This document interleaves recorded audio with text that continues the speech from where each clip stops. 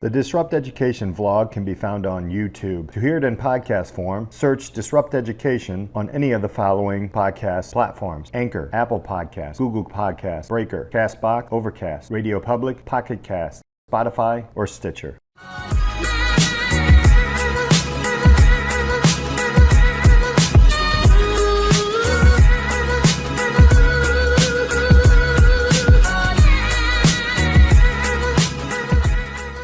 Welcome to the Disrupt Education Podcast. I'm Peter, host Strauss. Hey, it's great to have you all here. Thank you so much for being listeners. Appreciate it. Spread the word. Let's change education. Let's disrupt education. And hit that subscribe button if you haven't done so already. I have a wonderful guest today, an amazing story. The founder or co-founder of RiseKit, Matt Strauss, is with us today. Hi, Matt. How you doing, man? Doing well. Thanks for having me, Peter. Awesome. So you've left some pretty big things, and now you're a problem solver when it comes to social inequities, education. The list goes on. So that was a very brief introduction. Can you tell the listeners a little bit more about who you are and what you're doing these days? Yeah, I'm Matt Strauss from Chicago's suburbs. I went on to play college soccer at Western University. Ended up getting hurt halfway through, and it's when I fell in love with social impact enterprise. I ended up coming back, though, to Chicago, where I got a job, I think where you're saying and doing big things in venture capital. And there's a boutique accelerator that had some funds behind it. I realized that I still love social enterprise, but I also love venture capital, so I thought that'd be my future. But I kept finding myself volunteering and mentoring people from Chicago South and West Sides, give or take 20 plus people, everyone with different stories and walks of life. And I kept seeing myself focusing on that while I should have been focusing on work. I don't think my old boss liked it. We joke about it now. His name's RJ. And I just kept thinking that there has to be something out there to better empower people no matter what zip code they live in. And in summary, I realized that everyone has potential. They don't always have access. And the reason why they don't always have access is really due to the way the funding and the system works in underserved communities giving education, right? So in underserved communities, people give education through either schools, high schools, community colleges, city colleges, 4-year degrees, or what they're called their workforce development or training programs. And what I've learned is all of the staff that work at those entities spend about 50% of their time on administrative tasks. Imagine brutal case notes, tracking what job someone applies to, entering more case notes in, trying to find resources, tracking if someone just logged in or made a resume or upload a resume. The littlest of things that corporate America does really well in automation and automating workflows, that really needs to happen in this space. So that way we can have that 50% go down to 10% or 5%, because then we can help more people get to the dreams that they want, no matter what zip code they live in, reach their fullest potential. And so we realize that if we can really empower those communities and those local staff members, we can then help governments and foundations and so much more along the way. I can't wait to unpack that because I'm such a process person, and I appreciate that. As an educator in high school for 20 years, you see the processes and you're like, why? Before we jump into that, let's talk a little bit about your own educational path. So you've had some mentoring things, and I'll ask you a few kind of what were some of the things that really stood out in that. But let's go back into Matt's own traditional education path. Mm-hmm. You've had some it sounds like some success in athletics. And then there was that moment of pivot in your life. And then, how are you bringing your experiences to others while empathizing as, people, we're finding synergy. We're people, right? So, let's unpack your education path right now. How did that look? Yeah, I think it's a pretty unique path, and it's all because of soccer. So I would eat, sleep, live soccer. I am, some will say, too competitive, that I hate losing, and I think that's why I've gotten to where I am today. But at the same time, I'm also weirdly compassionate, almost too compassionate, where I want to try to help everyone that I meet, even if I don't even know them. And it's kind of brought me on this journey where I went to New Trier High School, one of the most well-known or prestige high schools in the state or country. Grateful to go there. And while I was there, I didn't realize just the bubble I was in. I didn't realize what I really had until I went to school at West Virginia University, where I played college soccer between there and Penn State. Long story. Um, but yeah, West Virginia was top 25 in the country, and my life was soccer. I thought I could maybe go pro if I went there. Little did I know that I wasn't that good, but what I was extremely fit. Right, I could run like a 440 mile, and I also was so driven that I could figure something out, even though I was like the least athletic person on the field. And so what that tied to was me just working my tail off every day and being able to make runs and make my teammates better. While my coach was a really smart coach, realized that, and eventually I got some points and assists along the way. Right. So learning, going to West Virginia, I then started to realize just the inequities that the state has, right? But also my roommate, his name was Shadow Sabele. Unfortunately, he passed away. Shadow was from Zimbabwe and changed my life. He and I became very, very close along the way, and we lived together all 4 or 5 years. And yeah, of course, we had our moments where we got upset with each other, but I quit soccer my sophomore year, and that's when Shadow and I kind of lost touch a little bit, but we'd still keep in touch and live together. But that's when I realized that Shadow's life was soccer. Like I had backup plans, right? I had more opportunities, but he came here to go pro, and he did. He was amazing. And that was my first realization of like what opportunity really means, right? I didn't realize people only have one shot sometimes, right? And that's when I brought that passion back to Chicago. I just kind of kept that in mind when I worked in venture capital and felt like I always had to give back and do things. And I just kept going back to Inglewood, Chatham, Brownsville, so much so that people were like, why are you here so much? But I realized that it was just because I want to figure out how to help people. But while I was there, I was just observing and learning a lot to get to that learnings I just already told you about. So then we get to RiseKit, right?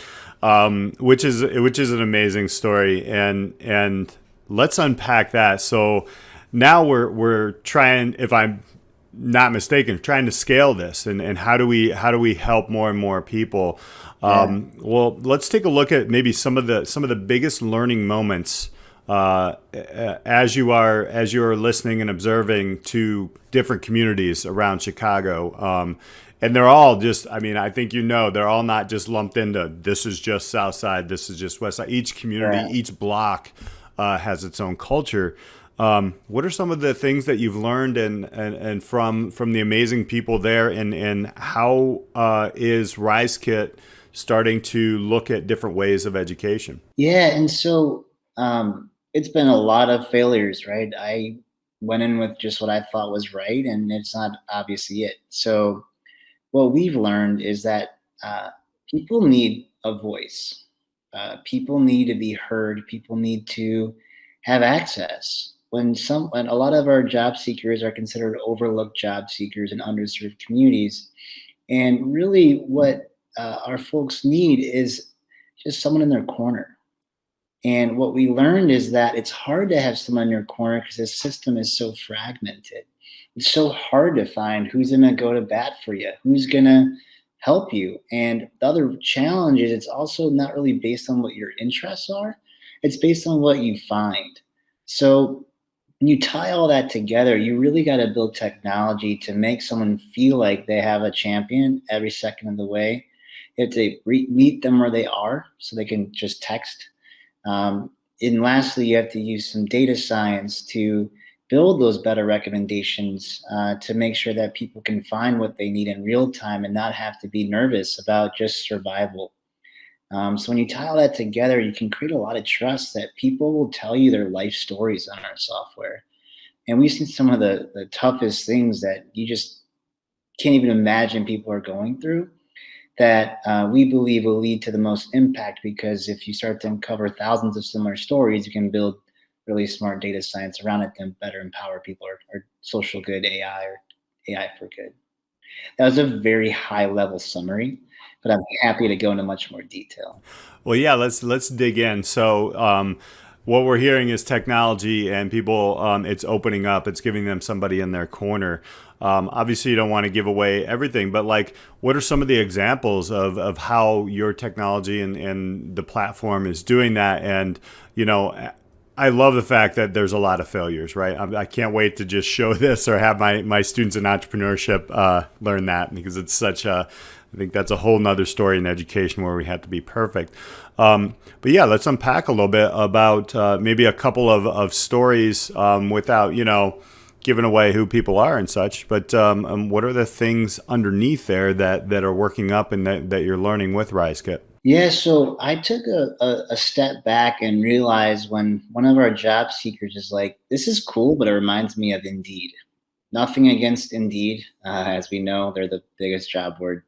But I realized, I was like, well, what do you need then? And what he really appreciated was the texting, right? The communication that I was offering, and our team member was offering. And I realized that nonprofit staff members, training programs in schools, they're either using their own cell phone to communicate with people or something else. So that's when I had this realization, and not just me, really our team did, not me, to build out this texting tool that can better communicate with people no matter where they're at. And that's really led to so many things that we've been learning about people. One, like, there's surveys that are tied into the experience so we can understand a few key things. What are their barriers to employment, housing, childcare, transportation, other things? What is or what is not their work history and education level, right? Do they have a resume tied to that? And then what are their interests? We forget what people's interests are in this space. It's all about really what you have access to. So when you have those three things, you can start to kind of paint a 360 picture of somebody. And then you start to be able to classify people as WIOA, HUD, training program, XYZ eligible. And here's also ones that you might be interested in. Or here's for-profit ones that could be good for you that you might not have even heard of, this coding boot camp, right? And so that's really critical to give people the right opportunities and access. But at the same time, you have to then give the texting tools to those frontline staff members to increase their capacity, because every time somebody communicates to one of our case managers that we work with, we just save that case manager probably about 5 minutes of a phone call, right? We probably just save that case manager some data entry into their system. We probably just save that case manager just tracking what job or resource that person is interested to apply to. If you multiply that by 100 cases, you got some time saved, right? And then if you do that every day, you got a lot more time saved. So that's kind of how we go about it, where we built this tool because we realize internally that if we want to get better at what we're doing, how to do that, then we just gave it to our customers after testing it so much. There are so many like similarities that I've ran into in classrooms, and we work internship classes in public school and different things like that. I'm just happy that it's always cool to see innovators like yourself who care. So as we go forward, let's take a look at the pandemic. How has that kind of maybe changed some things, pivoted some things? Everybody's using the word pivot, but how? Yeah, what are some of the things that you've learned to do, or maybe even not to do in a pandemic, or things that have been exposed? Due to the pandemic and due to our software growing pretty rapidly, we got over like 2,000 people signing up pretty quickly. We had to offer the services ourselves just because we couldn't really figure out quickly enough how to better match people. Also did that to learn a lot more, right?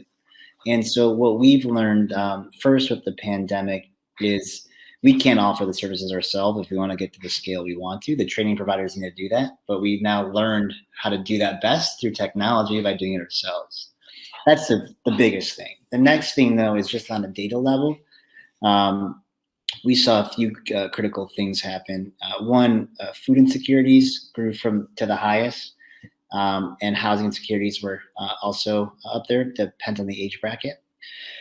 The other thing that was I would say my most interesting, I think my team would differ, is that people, I want to make sure I word this so correctly because it's not fair what people are going through right now. But yeah, it's almost like unbearable to like think. I don't even know the right word. It's just so upsetting to see what people are going through right now. And we've seen actually the biggest correlation of someone not being able to keep their job, that's a male, is that when they get a job, if they're having maybe a family argument or their loved ones threatens to take away their kids for a bit, or they got to sleep outside, or whatever it might be, that is the biggest reason that someone will not keep their job. It's not that they're going to be homeless. It's not that they're going to maybe not know where to sleep or have a car. People can figure that around. But what I'm learning is like we have all these barriers to employment that we know people deal with, but it's really mentally. Can you get through your day, and do you have the passion and the drive and whatever it will take? What I've been learning is when you're dealing with poverty and you're dealing with these challenges, you can only take so much, right?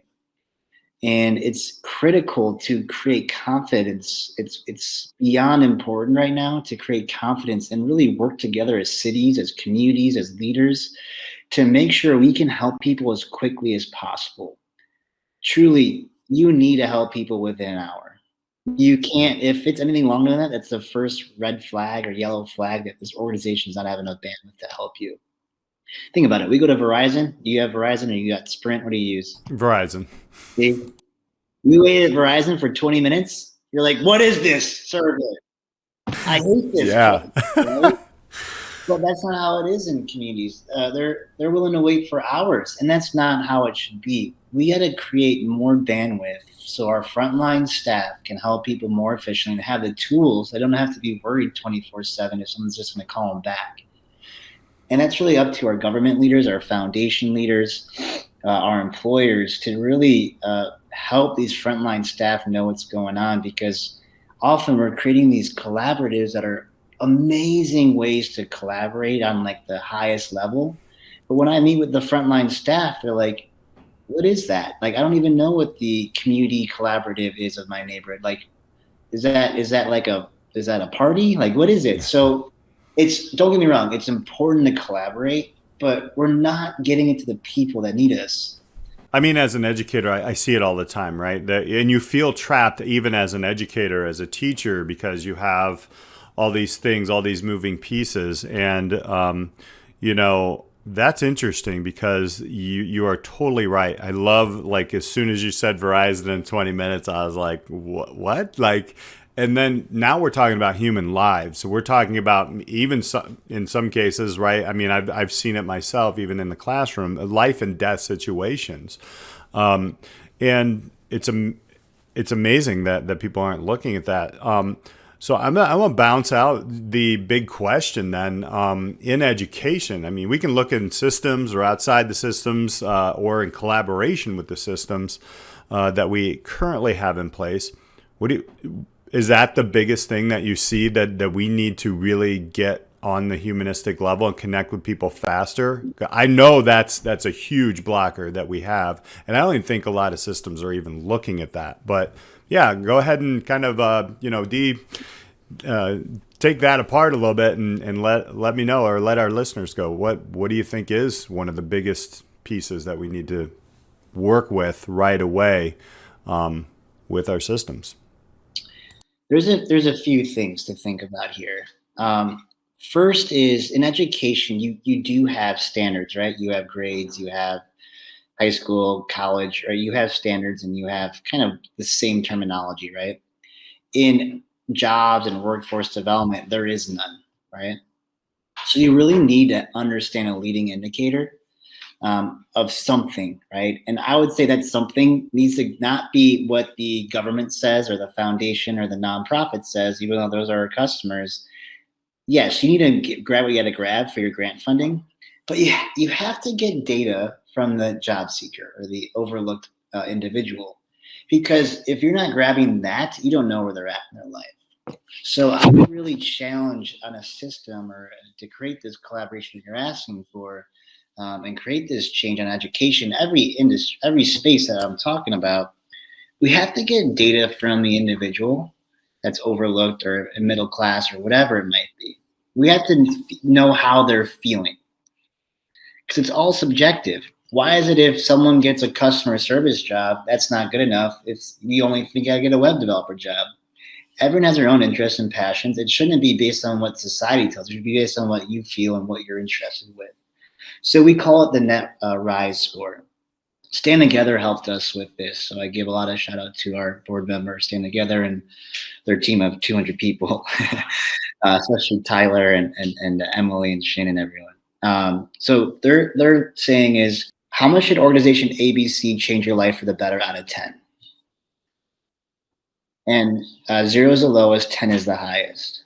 And it's like leaving a review on Uber, right? That's the way Uber measures if their drivers are doing best, right? Besides the dollar amount.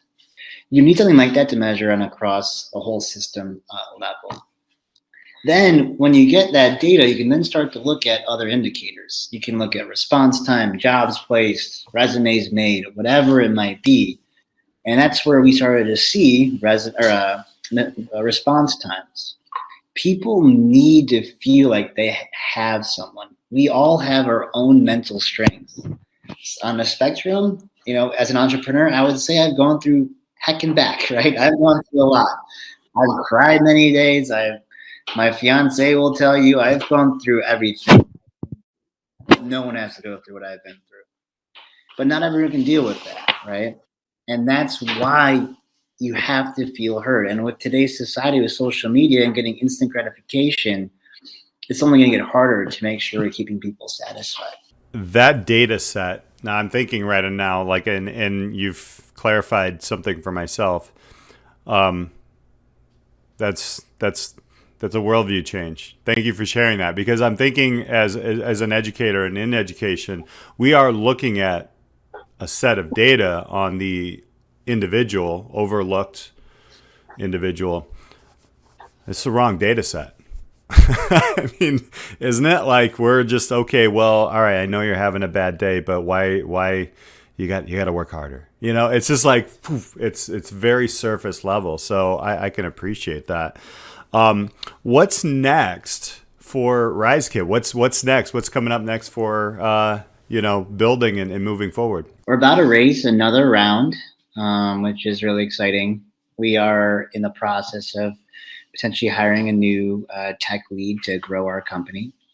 And then we're really proving out at least 1 or 2 markets, 2 or 3 markets. So Chicago is one. We are in negotiation with a few other cities right now to expand into on like a citywide level. So really what we're seeing is in Chicago, can we now bring multiple government systems into one place, which has never really happened on that level before. And knock on wood, I think the city wants it now, right? Every department's really interested in this, and I think the foundations are also stepping up.